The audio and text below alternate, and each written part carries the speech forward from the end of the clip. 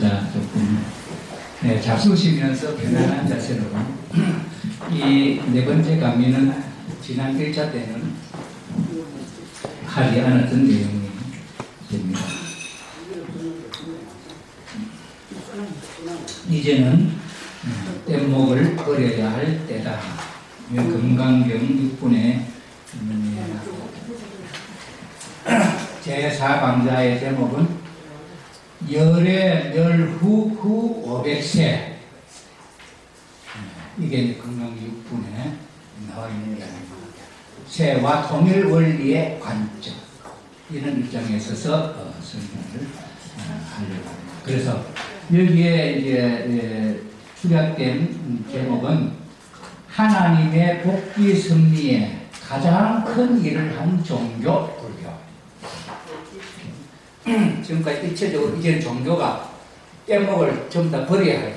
유교도 불교도 기독교도 종교를 버리고 하나님을 모시고 사는 때가 되기 때문에 그 세계를 이루기까지 수고하신 분들이 종교 스님들이고, 그래서 직접적으로 하나님과 더불어서 이 섭리를 주역이 돼서 한 종교는 기독교고, 그 외에 유교나 불교나 이 종교는 그 하나님의 사업을 이루어지도록 도운 그런 역할을 한 종교인데, 제가 보기에는 그런 종교 중에서도 최고 공이 많은 종교가 불교다 하는 것을 제가 이 불교를 공부하면서 느끼게 되었습니다. 그래서 제가 아직도 유교에 대해서는 또 유교 지도자들 모아놓고 또 무슨 말 하려는지 모르겠습니다만은 그러나 제가 듣긴 좋은 말로 하는 것은 아니고, 왜 그러냐, 저기 요즘 절에 가면 저 하버드에 다니던 아주 인재가 우리 스님이 돼갖고 한국에 와 있는 사람 있지 않습니까? 그 하버드에서 뭐 어디까지 가지고 한 분 있지. 이름이 해민 스님? 이름이 해민? 그 저기 무슨 스님이고, 그 숭산 스님의 제자인데 그분이 기독교인이었고, 그 다음에 김용옥 씨라는 도을 선생도 기독교 집안이에요. 기독교 집안이면서 기독교 다니던 분들이 불교인이 되어가지고 신앙을 하는 분들 많이 있어요. 그래서 그걸 볼 때 불교인이 돼서 뭐 기독교는 개종한 사람도 뭐 있고, 그거는 직접적으로 그거는 이상하다 생각 안 하는데, 기독교인들은. 그러나 기독교인이 생각할 때 기독교를 다니다가 불교 다닌다 하면 그건 뭔가 좀 뭐 모자라는 사람 아닌가 이렇게 할 정도로 기독교에 대해서 이렇게 생각하고 있는데, 제가 생각할 때는 불교로 가신 기독교에 신앙을 하던 분도 불교로 간 분은 신앙을 떠난 것이 아니고 하나님의 복귀 섭리에, 예를 들어 전쟁을 하다가 상처를 입으면은 병원에 입원해가지고 치료를 받고 있는 것처럼, 그런 입장에서 같은 전쟁이 끝나고 이겼으면 좋겠다 하는 마음을 갖고 있는 병사처럼 그런 마음이 아닌가. 왜 그렇게 생각했냐, 제가 지금까지 12연기, 그 12연기의 그 범위, 사성제 탈정도, 그 범위가 기독교에 있어서 조금 설명을 하겠습니다만은, 그 기독교 범위 가운데 한 중요한 부분을 정말 7월 10일 마음이 흔들리지 않고, 누가 알아주지도 않고, 비판을 하나 순교를 당하나 저항도 아니하고, 그렇게 오직 무소유, 전쟁도 안 하고 싸움도 안 하고 그렇게 삶을 살아오는 그런 가르침을 준 종교가 불교밖에 없지 않냐.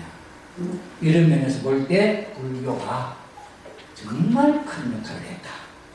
우리 한국에 5천만 우리 남한에 예를 들어서 우리 5천만 국민 가운데 불교인이 얼마나 많겠습니까? 불교 다니다, 저도 불교 다니다가 유교에다가 기독교로, 불교의 환경 속에 살다가 기독교, 불교하다가 유교, 이런 가운데, 지금 현재 우리 한 가운데 문화유적을, 유산을 놓고 보면은 80~90%가 불교 문화유적이다. 그렇다고 한다면은 우리의 삶의 바탕이 불교적 사상의 흐름이 바탕이 되어 있지 않느냐, 이렇게 보죠. 그런 면에 있어서 불교의 역할은 현실을, 이 타락한 그 악의 세계를 부정하는 데는 절대 부정이, 저는 조금 더 에너지 있는 부정이 아니고 완전 부정하면서 본래의 세계로 가자고 가르치는 종교가 이 세상에 어디 있느냐. 기독교에서 지금 현재 너 십자가를 지고 이런 예수님의 가르침이 있지만은 너 소유를 버리고 욕심을 버리고 불교처럼 그렇게 현실을 부정하고 참된 너를 찾아서 그렇게 정진해라고 가르치는 가르침이 그렇게 있냐 이 말이죠. 이런 면에서 볼 때 불교는 하늘 승리에 있어서 정말 큰 역할을 한 종교다. 그래서 제가 스님이 오셔서, 오늘 스님이 안 오셔서 제가 절을 못했습니다만, 스님이 오시면 제가 절을 크게 3번을 하려고 생각했어요. 왜 그러냐, 이렇게 귀한 일을 지금까지 당당해 오셔서 감사합니다.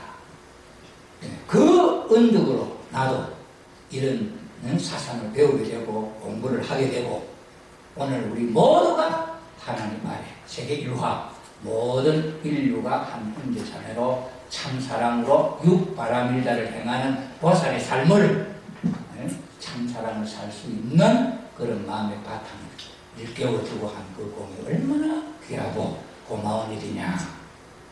그런 입장에서 제가 이 금강경 6분을 공부하게 되었습니다.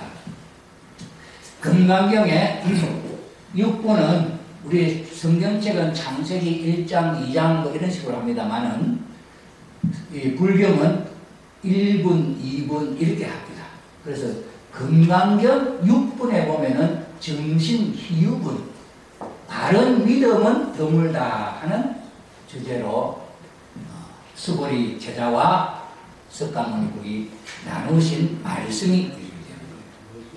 거기에 첫째, 수보리 백불은 세존, 타유 중생, 등문, 여시, 언술, 장구, 생실, 신불. 이게 무슨 말입니까 도대체?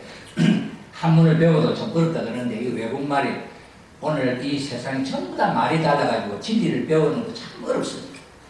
이 이야기는 옛날 인도에서 나왔던 말을 그것이 중국으로 가가지고 또 중국에서 저거 배워가지고 또 저거 말로 번역한 걸 또 우리가 한국에 데려와가지고, 그러니 그건 원래 인도 말도 아니고, 이러니 이중 삼중 거치면서 들어온 이야기를 갖고 공부한다는 게 이게 보통 어려운 이야기가 아니지. 그러면서도 또 닦는데, 그런데도 우리 한국에는 큰 스님들이 참 많이 나는 곳이, 훌륭한 분이, 이런 면에서 볼 때 참 우리 한국의 귀한 신앙적 표대를 갖고 있다, 이렇게 보겠습니다. 수보리라고 하는 제자는 아마 제일 수제자인 것 같아요. 그 당시에 이 수보리가 세존 석가모니께 물었습니다. 수보리가 부처님께 물었습니다. 사례어 말하겠다. 세존이시여, 터그나 많은 중생들, 이 세상에 그 많은 중생들이 이와 같은 말씀이나 석가모니불의 이 말씀이나 글귀를 듣고 진실한 믿음을 낼 수가 있겠습니까? 없겠습니까? 수보리 제자가 걱정이 돼가지고 부처님께 그렇게 물었다 이 말이에요. 그러니까 부처님께서 하시는 말씀이, 부처님께서 수보리에게 이르시되 그런 말 하지 마라. 열애가 멸한 뒤 후 500세로 계율을 지키며 복을 닦는 사람이 있어 이 글귀에 잘 믿는 마음을 낼 것이며, 이 석가모니의 말씀에 잘 믿는 마음을 낼 것이며, 이를 진실한 것으로 삼으리라. 이 이야기가 그래서 석가모니 돌아가시고 열애 멸 후 돌아가신 뒤 500세, 500년 뒤에 그때 뭐 지금 이 당시에도 석가모니 살아 생전에도 안 믿는 사람도 많고 그런데 당신이 돌아가시고 나면은 흐지부지 되지 않겠느냐 이제 그런. 그런데 정확하게 이 석가모니는 500년 뒤를 이야기합니다. 그래서 이 이야기는 후 500세라 하니까 역사를 연구하는 학자들도 후 500년 그 뒤에 500년 뒤에 무슨 역사가 있느냐 없어요. 그러니까 이 말을 해석을 못합니다. 그래서 이 불교의 학자들은 전 500년, 후 500년 이러면서 2000년, 2000년 이래가지고 오늘 10대쯤이다 이렇게 예측을 합니다. 그러니까 모른다는 거죠. 그래서 이 이야기를 듣고 불교 학자가 이건 잘 모른다 하는 말을 듣고 제가 공부를 했습니다. 물 공부를. 자, 그 다음에 마땅히 보십시오. 그 다음에 마땅히 알지어다. 이 사람은 그 후 500년 뒤에 이 사람은 한 부처, 두 부처, 서너, 다섯 부처님께 선한 선건, 선한 인연의 업을 쌓았을 뿐만 아니라 이미 한량없는 천만 부처님 자리에 온갖 선근을 심었으므로 그래 선한 조상의 공덕도 많고 선한 일도 많이 한 사람이에요. 부처님 자리에 벌써 5번이나 올라가고 한 사람이다 이 말이에요. 그러니 이 한량없는 천만 부처님의 온갖 선근을 심었으므로 이 글귀를 듣는 즉시 오직 일념으로 깨끗한 믿음을 내는 자라는 것을 스고리야 열애는 다 알고 다 보나니 열애는 미래일도 다 알고 다 본다. 이 묻중생들은 이와 같이 한량없는 복덕을 얻을 수밖에 없으리라. 그때는 많은 사람들이 그런 복을 다 얻는다는 게 누가 뭐 잘나서 얻는 거 아니고 잘난 사람이나 못난 사람이나 그 500세 그때에 이런 때에는 그 아는 사람이 나타나고 할 때는 많은 사람들도 복을 얻는다. 그러니 좋은 세계가 미륵 세계 되겠지. 그 다음에 어째서 그러한가? 이 무중생들은 다시는 아상, 인상, 중생상, 수자상이 없을 것이며 타락한 세계에 인간의 욕심도 없고 인간상도 없어.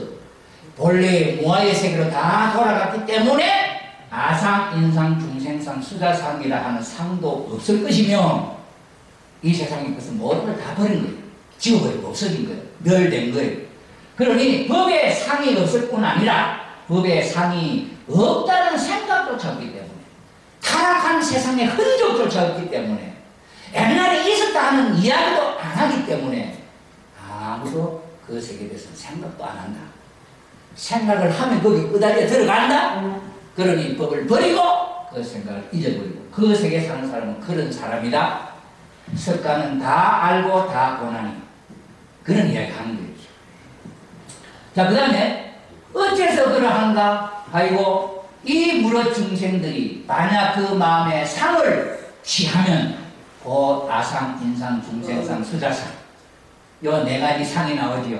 이게 금강경 아니라 화엄경 모든 경이 이게 막 발렸어요. 그리고 이게 뭔지 모르면은 도대체 장님 뭐 만지기 아니면 뭐 이게 모르는 거죠. 그러니 이 4가지의 인간에 대한 중생상, 수자상, 인상, 아상이 뭔지 확실히 알면은 이걸 버려버리고 무아의 경지에 나를 참된 나를 찾으면은 그때 본래의 세계가 되는 거지. 언제 열애 멸후 500세 500년 지나면은 그때가 온다는 걸 이야기하는 거예요. 그때 사람들은 많은 선의 업적을 쌓고 공덕을 쌓아가지고 이미 이 4가지의 상도 다 잊어버리고 법도 다 잊어버리고 세상의 모든 것 이름도 다 잊어버리고 다시는 생각하지 않는다. 그런 세상을 이야기하는 겁니다. 지금. 그래서 되는 것이다. 만약 법의 상을 취해도 곧 아상, 인상, 중생상, 수자상에 집착하는 것이다. 집착하면 사탄 마귀에 끄달려 들어가는 거지. 그러니 그런 생각을 아예 버리라. 어째서 그러한가? 만약 법이 아니라고 하는 상을 취해도 고아상, 인상, 중생상, 수자상을 접하는 것이다. 그러므로 마땅히 법을 취하지 말 것이며 마땅히 법이 아님도 취하지 말 것이니라. 이게 저게 끝이는 거죠. 저기 이제는 떼목을 버려야 할 때다 하고 밑에 한문 적어 놓은 것이 이겁니다.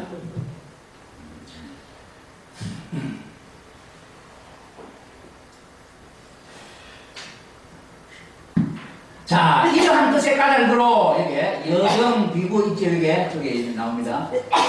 아이 일시고 열의 상설 여정 비구 지하 설법 여벌 유자 법상 응사 하황 비법 저기 있는데 이게 무슨 뜻이냐면은 이러한 뜻의 까닭으로 열에는 항상 말하였다. 너희들 비구들 잘 믿는 스님들아 나의 설법이 뗏목의 비유와 같음을 아는 자들은 뗏목에 이 속수에서 이 열반의 세계로 건너갈 때 사용되는 이 뗏목 이 강을 건너기 위해서 이 뗏목과 같으니 법조차 마땅히 버려야 하거늘 하물며 법이 아님에 있었으랴. 그래서 모든 것을 다 버려라 잊어버려라 하는 그 말씀으로 금강경 6분에 참믿음은 드물다 하는 이야기 속에 담겨져 있는 내용인데 이 말이 무슨 말인지 한번 보겠습니다. 그 다음에 장자 외물편에도 또 이런 말이 있습니다. 통발은 고기를 잡기 위한 것이다. 물고기를 잡으면 통발은 버려야 되고 올가미는 토끼를 잡기 위한 것이다. 토끼를 잡으면 올가미를 버려야 되고 우리 인간의 말이라는 것은 뜻을 전달하기 위한 것이다. 그 뜻을 잡으면 말은 버려야 한다. 말을 버릴 줄 아는 사람 나는 언제 그런 사람과 더불어 말을 좀 해볼꼬 장자가 하는 이야기입니다. 여기도 그래 성인들의 어떤 경기 올라가면은 어떤 이런 형식적인 어떤 틀이나 법 이걸 버리고 본성적인 어떤 삶의 그 세계에 들어가는 내용을 꿈꾸고 그리워하고 이상했던 것을 우리가 알 수 있죠. 서가모니도 법을 버리라. 자기가 설하는 불법을 다 버리라. 그것은 속세에서 열반의 세계에 들어가는데 뗏목처럼 안내 역할을 하지만 지나고 나면 그 필요 없는 것이다. 부처님이 되어서 열반의 세계로 들어가 부처님이 되어가고 지나가서 또 부처님이 뗏목을 붙들고 있으면 되겠냐. 그럼 지금까지 불교는 많은 스님, 계사님들이 부처님이 된 3천불, 몇천불 하는 그 부처님들이 지금도 무슨 붙들고 있으면 되겠냐. 그러니 이제는 뗏목을 버려야 할 때다. 자, 그러면은 여기서 제가 질문을 합니다. 불교에 대해서. 부처님이 되고 나서 무엇을 했습니까? 큰 대사가 되고 나서 뭘 했냐 했죠. 그 다음에 연기란 인연생기의 준말로 일체의 현상은 원인과 그에 따르는 결과에 법칙이 작용한다는 말인데 존재하는 모든 현상계는 상관관계 속에 놓여 있다는 말이다. 여인의 문제는 어떻게 하고 있는가? 여자는 부처가 될 수 있는가? 여자는 부처가 될 수 있는가? 여자는 부처가 될 수 없다는 거예요. 지금까지 여자가 부처된 사람 아무도 없습니다. 그래서 여자가 질문, 여자가 부처가 될 수 있습니까? 큰 스님한테 물었었죠. 그러니 여자가 부처가 될 수 없다는데 뭐라고 답을 해야 되겠어요? 가만히 있었어요. 큰 스님. 또 여자가 부처가 될 수 있습니까? 또 질문을 했어요. 또 가만히. 또 여자가 부처가 될 수 있습니까? 하고 질문하는데 가만히 있어야 되겠습니까? 너는 여자냐? 너는 여자냐? 이랬어요. 그게 화두예요.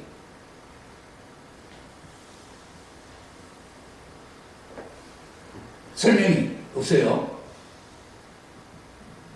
불경에는 여자는 부처가 없다. 부처가 안 된다는 말이 없다. 불교는 부처는 여자가 없다. 그러니 여자는 그러면 여자에 대한 이야기가 있냐 말이죠. 그 다음에 유식은 어떤 원인의 이야기입니까? 공은 어떻게 하입니까? 부처님들은 세상에 빚을 지고 있지 않는가? 세상을 제도할 무엇이 있나? 부처님이 된 석가모니나 성철스님이나 삼명대사나 무학대사나 큰 유명한 스님들 다 세상에 여자들이 나와가지고 도닦아가고 하나님 부처님 제자 됐는데 세상 여자한테 신세진 거 아니냐. 신세만 지면서 세상 뭐라고 욕해도 되냐. 그럼 그 불쌍한众生, 자기를 낳아준 그 엄마를 위해서 당신들은 뭘 하고 있냐? 그 여자들을 위해서 당신들은 뭘 하고 있느냐? 돌을 따고 부처님이 되고 난 뒤에 당신들은 뭘 하고 있느냐? 이 이야기를 하니까 아무 말도 못하는 거예요. 제가 특별히 무학대사님하고 사명대사 성철스님을 불러놔놓고 기도를 해요. 성철스님, 이거 어찌 된 거요? 이랬더니 냉랭한 거야. 한 사흘 동안을 냉랭한 거야. 답이 없어. 그러면서 내가 아니, 당신이 그 생각 안 해봤으면 큰 스님 석가모니한테 가서 물어봐냐? 당신 안 했으면 물어봐야 되잖아요. 세상에 여자들은 도 안 닦아도 남자 여자 만나고 아들 딸 낳고 하는 그 아들 딸이 부처되는데 당신들은 부처돼가고 뭐하고 세상을 위해서 뭐하고 있냐? 세상에 낳은 여자가 도 닦아가 부처님 되고는 이 세상에 위해서 뭘 변화시키냐? 도 안 닦아도 될 아들 딸 낳아주면 되지 않냐?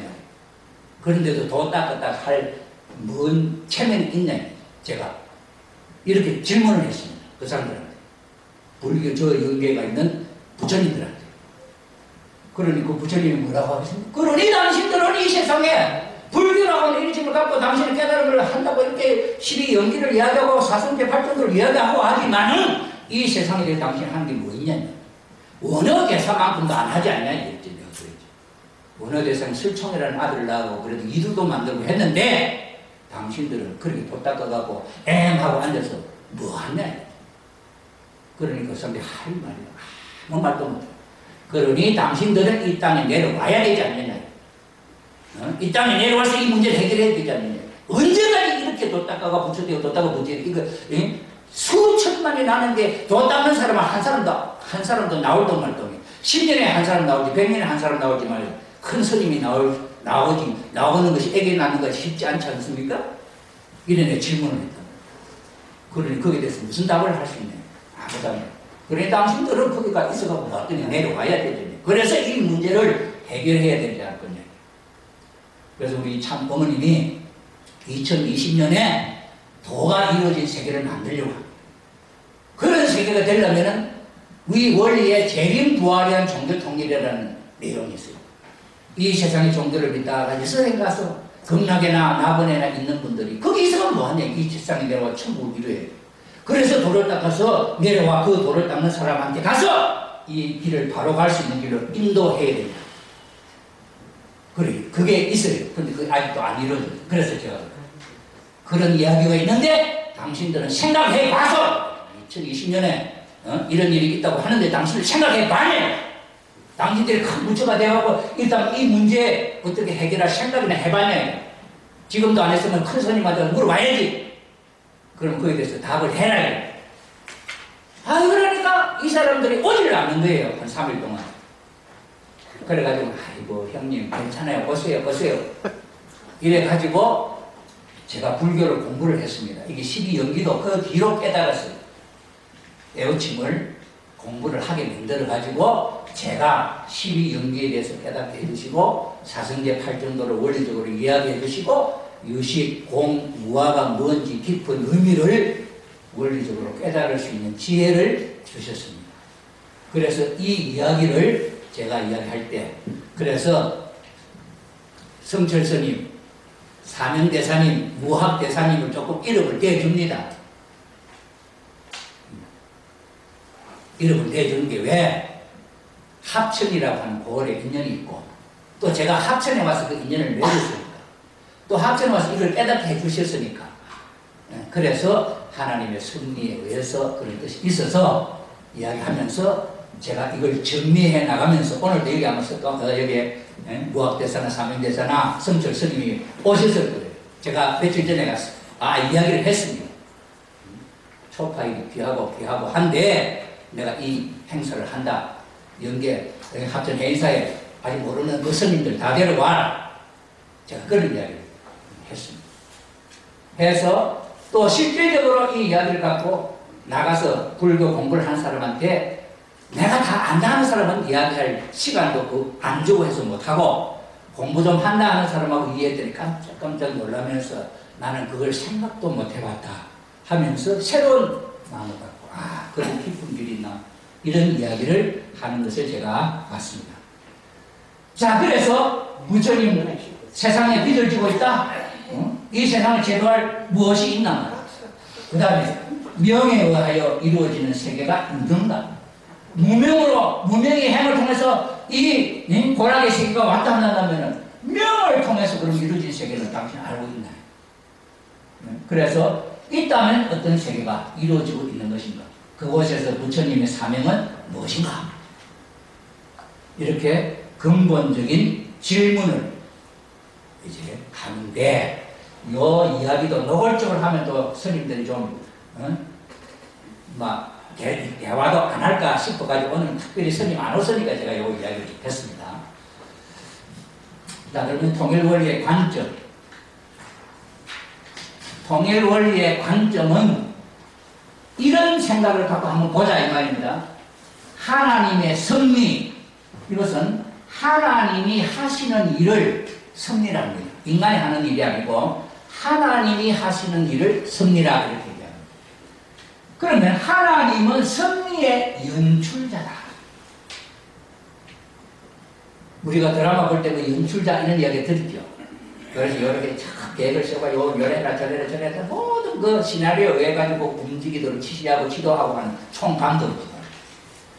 그래서 하나님은 그런 이상세계를 이루는 계획을 세워놓고 그 이루기 위해서 기독교를 위해서 섭리하시고 불교를 위해서 섭리하시고 유교를 위해서 섭리하시고 마음의 뜻을 위해서도 섭리하시고 양심인들을 위해서도 섭리하시고 철학자들을 위해서도 섭리하시고 모든 사람들을 놓고 섭리를 해서 선한 세계를 이루려고 한다. 왜? 악마가 반대하지만은 그 반대하는 악마를 속여가면서라도 해서 이루려고 하신다. 그런데 하나님은 참 불교를, 기독교는 사탄과 막 달라붙어서 싸우니까 불교는 우리는 하나님 안 믿는다. 하나님 없다. 우리는 저 세상도 안 믿는다. 여기도 안 믿는다. 하나도 안 믿는다. 그러면서 무아를 이야기합니다. 유식을 이야기합니다. 공을 이야기합니다. 윤회를 이야기합니다. 이 모든 것들이 시리연기 사성계의 중심 삼고 그 인간 타락의 핵심적인 내용을 수습해 나가는 정확한 길을 가르치고 있다. 그러니 사탄이가 안 한다니까. 그냥 노는 것도 하고 엉뚱한 데 가서 일하는 동안에 불교는 2500년 동안 꾸준히 그 일을 알든 모르든 한 사람 엮어서 이런 터전을 닦아 나왔고, 그 사상이 보편적인 윤회 사상이나 이 가르침으로 인간들을 지도해왔다 이 말이에요. 그러니 얼마나 큰 일들을 해내냐는죠. 자, 그래서 그런 하나님은 연출자이시고 창조의 설계도를 만드신 분이시고 타락 때문에 생긴 재창조도 설계도가 있다. 그 다음에 석가, 공자, 소크라테스, 예수님은 연출, 하나님이 이래라 저래라 하신 분이다. 그러면 석가모니한테 수보리가 선생님 뒤에는 어떻게 되겠습니까? 할 때 하나님이 너 수보리한테 이렇게 이야기해라. 열애멸후 500세 하면서 저 이야기를 했다. 그런데 그 사람 후 500세 뭐가 될지 몰라. 그럼 하나님은 그 500년 뒤에 무엇이 될 것이니 계획이 있으니까 그렇게 말을 하라 했겠지. 그 계획이 뭔지 말이죠. 자, 그런 의미로서 이런 의문점을 가지고 한번 살펴보자. 외적 환경복귀, 그 다음에 내적 형통복귀 섭리가 하나님이 직접적으로 천국 이상세계를 만들기 위해서 합니다. 외적 환경복귀 섭리는 이상세계, 천국, 열반의 세계, 해탈된 열반의 세계를 말합니다. 내적 혈통복귀는 본연의 인간성 회복을 위해서 직접적으로 하나님, 유대교, 이스라엘 유대교와 기독교를 통해서 해나오신 발걸음. 그리고 불교에서는 이건 공부 안 했지만은 이 속에 배웠던 내용하고 이런 것을 전체적인 설계도를 갖고 어느 부분을 지금 내가 관여하고 있느냐 보자 하면 보일 수가 있는 시대다, 지금은. 그래서 오늘 현대 과학 문명 사회에 살고 있는 우리들의 입장이 그렇게 눈이 밝아질 수 있는 세상이다 이 말이죠. 자, 그래서 이 통일 원리의 그 구조도가 제가 원리, 통일 원리는 500 몇 페이지입니까? 580페이지입니까? 조그만한 책. 조그만한 책이에요. 그 책 속에 있는 이야기를 이렇게 제가 도표로 만들어봤어요. 원래 하늘이 계획했던 설계도에 의해서 이루어지는 세계인데 잘못해 타락했어요. 타락한 것은 병이 걸린 것 같아. 불치의 병. 그러니 그걸 수술을 해야 돼. 수술을 하려면은 의사가 있어야 돼, 명의가. 그 의사가 와서 수술을 하면 회복을 해야 돼, 부활. 회복을 해서 퇴원을 할 때 때문에 건강한 사람하고 체크를 해봐야 돼. 수술한 자리가 완전히 나았으면 퇴원. 아직도 수술한 자리가 아프면은 재수술. 이런 식으로 다시 의사가 수술한다 하는 말도 있고 그렇다면. 그러면은 이 예정론은 사주팔자에 당신들은 죽을 사람이냐 살 사람이냐, 지옥 갈 사람이냐 천국 갈 사람이냐, 하나님이 이 계획을 세운 것이 절대적이냐 진짜냐, 이게 여기 다 있는. 그래서 이 전체의 흐름이 얼마나 논리적이고 얼마나 과학적인지